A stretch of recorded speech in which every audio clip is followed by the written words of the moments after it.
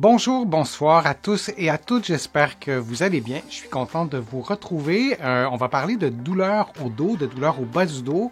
On va parler aussi d'asymétrie et on va parler aussi de scoliose. Je remercie mon éditeur de pouvoir utiliser certaines illustrations de mes livres. Vous allez les retrouver dans mon livre que vous voyez à votre gauche, 99 façons de soulager les douleurs au dos et au cou, et également dans mon autre livre qui s'intitule Conseils d'un physio pour une meilleure posture et des articulations en santé. C'est un sujet quand même assez complexe. Comment fait-on pour soulager les douleurs au dos en présence d'une asymétrie? Alors, je vous montre un premier exercice qui n'est pas un exercice intuitif, et c'est pour ça que je voulais vous le montrer, la déviation du bassin. Vous placez vos mains sur votre bassin, comme vous le voyez en ce moment. Vous glissez votre bassin vers la droite, puis vers la gauche. Ce n'est pas un exercice qui est simple à faire. Moi, je vous conseille de vous adosser à un mur. Et durant l'exercice, vous ne devriez pas voir d'autres mouvements que le mouvement de déviation, comme vous le voyez. Et si vous êtes adossé à un mur, votre bassin, vos fesses doivent glisser sur le mur. On ne doit pas avoir un mouvement de bascule, un mouvement de rotation. On ne devrait pas voir non plus un mouvement trop prononcé de flexion des genoux. J'ai des patients qui font le mouvement et qui vont davantage faire des flexions de genoux plutôt qu'une déviation du bassin. Le mouvement doit se faire par la colonne vertébrale. Le mouvement ne doit pas se faire par les membres inférieurs. Donc, vous déviez votre bassin vers la droite, puis vers la gauche. Vous en faites une dizaine de fois. Vous prenez une pause. Vous pouvez faire 2 séries. Il y a plusieurs aspects à cet exercice, cet aspect de rééducation, de montrer au cerveau d'abord que ces mouvements existent. Il y a aussi un aspect d'exercice de souplesse, de mobilité. Si vous avez une scoliose, par exemple, et il est possible, et une scoliose qui serait peut-être davantage comme celle-ci, avec une asymétrie à la région lombaire. Les vertèbres qui sont au-dessus du bassin, c'est dans la région lombaire. Donc peut-être qu'il y a une asymétrie et que le mouvement que je vous montre comme ça sera difficile, mais faites-le. Faites-le quelques fois. Vous ne faites aucun exercice qui reproduit la douleur. Et j'ai beaucoup de patients qui font ce type d'exercice et qui observent après 2-3 semaines que c'est beaucoup plus facile, c'est beaucoup plus mobile. Donc on a fait un gain. Lorsqu'on fait l'exercice donc de déviation du bassin, ce sont vos mains qui doivent, enfin c'est votre bassin, mais ce sont vos mains qui deviennent des indicateurs précieux pour percevoir le mouvement. Idéalement, vous faites le mouvement devant un miroir. Et l'autre erreur qu'on voit vraiment, erreur, c'est pas vraiment une erreur, on le fait souvent sans s'en rendre compte, mais ce qu'on voit, qu'on essaie de corriger, c'est que plutôt de faire une déviation, on voit une inclinaison. Et ce que je fais bien souvent avec mes patients, je les filme et je leur remontre le mouvement qu'ils ont fait, mais je ne leur montre pas leur bassin, je cache le bassin et je leur montre le haut du dos. Et souvent, ce qu'on va voir, c'est le haut du dos et le reste du tronc, on va avoir une inclinaison. La partie supérieure du tronc ne devrait même pas bouger d'un iota, ça devrait être complètement stable. Alors, c'est important de bien faire le mouvement. Alors, je vous montre un autre exercice aussi que vous connaissez, je vous l'ai déjà montré. C'est un exercice de souplesse. Je vous le montre en ce moment, ça peut être un exercice de souplesse. Vous pouvez le faire comme l'exercice que je vous ai déjà montré. Vous allez trouver l'exercice facilement sur ma chaîne YouTube. Vous tapez « Exercice de souplesse Denis Fortier » sur un moteur de recherche, vous allez voir cette vidéo. Mais dans un contexte de scoliose, c'est vraiment très, très intéressant de voir le corps se réajuster pendant l'exercice. Alors, en présence d'une asymétrie, on verra des mouvements se faire beaucoup plus facilement d'un côté et on verra parfois une souplesse beaucoup plus marquée d'un côté. Et je répète, aucun exercice ne doit augmenter ni reproduire la douleur. Vous tendez vos pieds à 90 degrés, vous faites une extension des genoux, mais vous ne dépliez pas vos genoux au complet. Vous vous assurez, comme vous le voyez sur la flèche, que votre bassin soit en contact avec le sol et vous expirez et vous tirez les pieds, les orteils, les ongles d'orteil, disons, vers vous. Alors, vous aurez compris que vous aurez mis sous tension les muscles derrière les jambes. Et dans cette position, vos yeux fixent vos genoux, vos pieds, l'angle de flexion, disons, de vos genoux, et vous vous assurez que ce soit symétrique.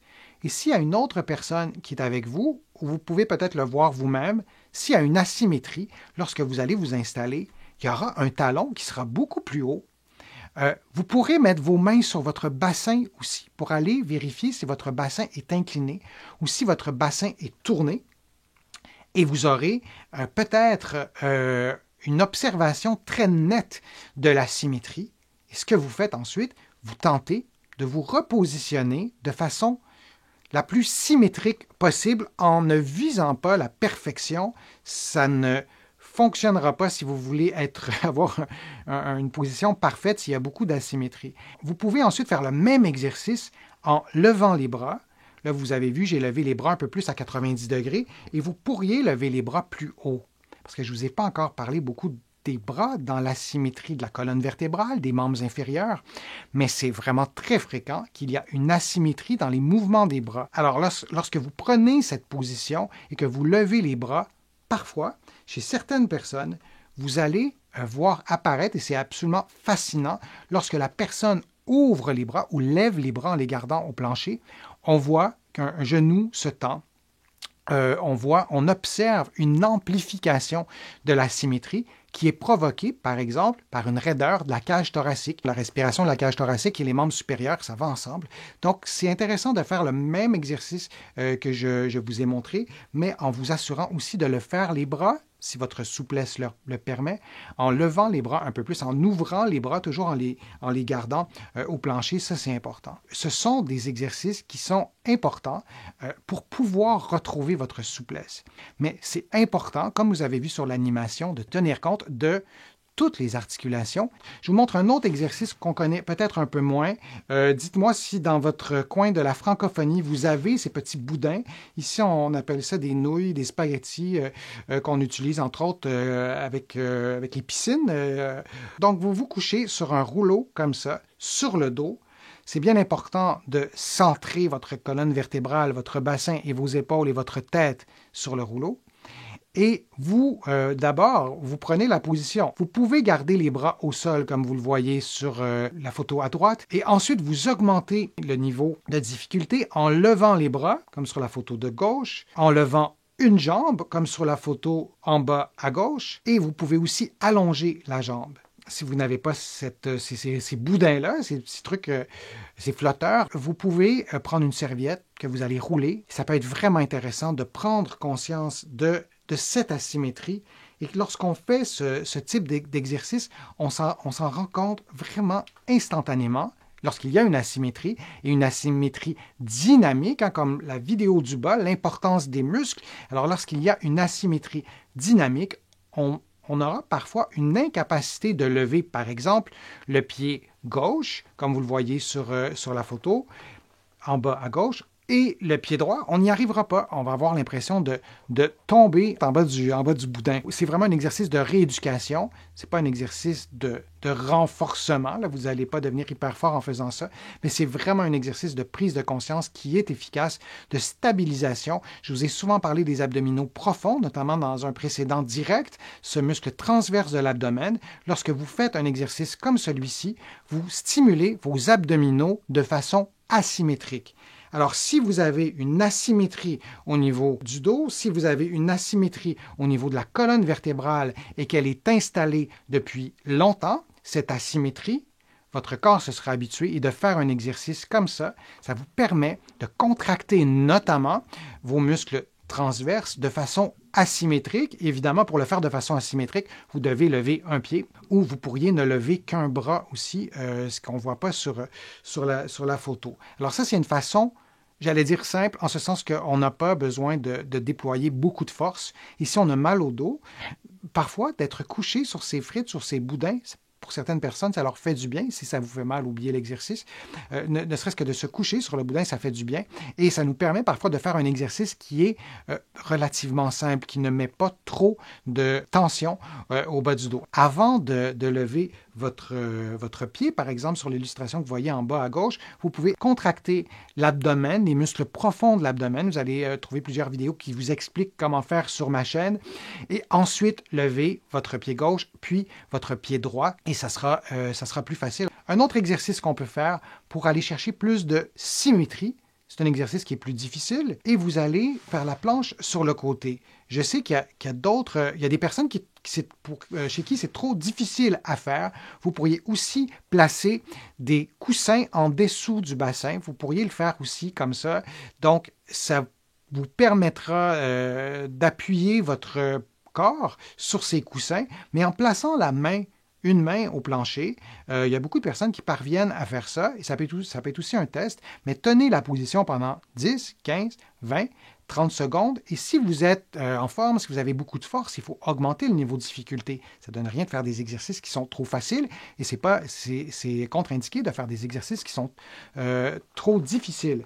Alors, pour augmenter le niveau de difficulté, vous levez votre bras et vous levez l'autre pied. C'est assez normal de voir une asymétrie chez tout le monde. On a souvent plus de force d'un côté que l'autre, mais si vous remarquez une incapacité à faire l'exercice d'un côté, que c'est presque facile de l'autre côté, ça peut être intéressant. Par contre, comment s'entraîner avec une asymétrie? On ne veut pas amplifier l'asymétrie. Alors, comment faire pour savoir si vous amplifiez l'asymétrie lorsque vous faites ça? Une façon de l'amplifier, la symétrie, c'est de choisir un niveau de difficulté trop élevé et votre corps risque d'aller recruter les muscles, les fibres musculaires qui sont habitués de travailler et de le faire de façon asymétrique puisque ce sera son habitude. Alors, vous augmentez les niveaux de difficulté très progressivement. Vous faites l'exercice devant un miroir. Vous vous assurez pendant un exercice comme celui-là que votre corps n'est pas tourné. Évidemment, sur la photo du haut, j'ai mis ma main au sol. Donc, évidemment, mon tronc est un peu tourné. Mais lorsque je le ferai de l'autre côté, je serai dans la même position en sens inverse. Et en le faisant idéalement devant un miroir, où on demande à quelqu'un, qu'une autre personne nous filme, pas à chaque fois, mais au moins pour prendre conscience de notre posture pendant qu'on fait un effort musculaire. L'exercice que je vous montre, c'est un exercice statique. L'exercice précédent, c'était un exercice dynamique si on bouge la jambe. On se souvient qu'on doit faire des exercices dynamiques et des exercices statiques et on s'assure de ne pas avoir une position asymétrique ou à tout le moins une position différente entre faire la planche sur le côté et faire la planche sur l'autre côté. Alors, on continue avec les exercices. L'exercice du pont que vous connaissez. Vous vous assurez absolument que votre poids est sur votre pied gauche, en l'occurrence, et que vos bras sont levés, parce que si vos bras ne sont pas levés, ça ne fonctionnera pas. Vous risquez de vous aider avec vos bras et peut-être de vous aider de façon asymétrique. Et donc, vous montez, vous descendez, et vous assurez que la position soit stable, que vous n'ayez pas le bassin qui tourne d'un côté. Vous pouvez mettre peut-être vos mains sur votre bassin une fois ou deux pour vous assurer que votre bassin reste symétrique. Alors ça, c'est l'exercice du pont. C'est un exercice qui est intéressant. Vous pouvez faire 10 mouvements. Vous prenez une pause, vous répétez 2 séries et vous le faites évidemment à gauche et à droite. Et si vous vous rendez compte que c'est vraiment ultra difficile, par exemple, vous pourriez avoir une crampe lorsque vous le faites en appui sur le pied droit et rien du tout à gauche. Faites-le surtout à droite. Concentrez-vous à droite. Et s'il y a une crampe, au début, aidez-vous avec vos mains pour enlever un peu de poids. Faites les exercices en faisant une répétition, comme je vous disais, de 8 à 10 mouvements, 2 ou 3 séries, pendant quelques semaines. Et c'est vraiment très fréquent dans des cas comme ce que je vous décris, que les crampes disparaissent, que la force augmente et que la personne parvient à faire l'exercice et parfois l'exercice à le faire des deux côtés. Alors ça, c'est intéressant. Je vous présente cet exercice d'équilibre. C'est indispensable de faire l'équilibre lorsque vous avez une douleur au dos, et on fait un lien entre la symétrie et la douleur au dos. Par exemple, les personnes qui ont un problème de sciatique, c'est une douleur à la jambe qui va irradier à partir de la colonne vertébrale, disons. Donc, par définition, c'est asymétrique. Et donc, vous vous tenez en équilibre sur le pied droit. Ça peut être seulement tenir en équilibre de façon statique, mais vous pouvez aussi faire un mouvement, tracer un C, en fait, avec la jambe qui n'est pas en appui, et vous le faites des deux côtés. Alors, c'est simple. Debout, en équilibre sur un pied. Ça peut être ça, l'exercice. Vous tenez 30 secondes, 10 secondes, vous répétez 3-4 fois. Vous vous assurez de mettre du poids sur l'avant-pied, de mettre du poids sur le talon, de prendre tout le potentiel de votre pied pour garder votre équilibre. Et si ça, c'est facile, ben, vous pouvez augmenter le niveau de difficulté en traçant un C avec l'autre jambe, en tournant la tête vers la droite, vers la gauche. Et c'est important d'augmenter le niveau de difficulté. Si vous faites ça, puis vous vous dites, bon, ces exercices sont trop faciles, c'est pas pour moi. Non, c'est parce que l'exercice doit être adapté. Le niveau de difficulté doit être augmenté. Que vous soyez, peu importe votre condition physique d'ailleurs, moi j'ai des patients qui ont un très bon équilibre. Ce ne sont vraiment pas des athlètes, mais pour plein de raisons, ces personnes ont un bon équilibre. Donc, on doit augmenter le niveau de difficulté pour pouvoir tester votre corps, de pouvoir demander à votre corps d'aller puiser dans ses ressources et de le faire à un niveau de difficulté élevé. Et lorsqu'il y a une asymétrie, ces ressources disponibles sont souvent asymétriques. Alors, c'est pour ça que c'est important d'augmenter le niveau de difficulté pour pouvoir mettre en évidence une asymétrie ou pour pouvoir constater qu'il n'y en a pas. Alors, c'était les exercices que je voulais vous montrer. Alors, on a terminé le direct. Je vous remercie d'avoir assisté. C'est toujours agréable. Je vous invite à me faire des suggestions de direct, des suggestions de vidéos aussi. Vous pourrez le faire dans le fil de discussion qui apparaîtra tout de suite à la fin du direct. Vous le faire dans le fil de discussion d'une autre vidéo. Je vous invite aussi à aller visiter mon site web, le www.denisfortier.ca. Il y a beaucoup d'articles aussi, notamment sur la symétrie, sur les douleurs au dos, sur les douleurs de type sciatique. Et vous pourrez peut-être avoir des informations complémentaires aux informations que je vous ai données. Vous pouvez aussi faire une contribution financière, mais vous pouvez aussi faire une contribution à l'aide de clics. C'est assez simple. Je vous écris comment faire. Vous pourrez aussi vous abonner au courriel thématique. C'est gratuit. Vous allez voir sur mon site, vous cliquez sur Nouveautés et vous allez recevoir 3 courriels, un courriel par semaine sur des sujets très, très précis. Vous pouvez aussi vous abonner à l'infolettre. Vous allez recevoir chaque semaine mes nouvelles vidéos, mes nouveaux articles, mes interventions dans les médias. Vous le savez, je suis à la radio à toutes les semaines, donc je donne les liens aussi de mes chroniques à la radio et vous pouvez aller piger ensuite dans ce qui vous intéresse sur des sujets précis. Alors, prenez soin de vous et à très bientôt.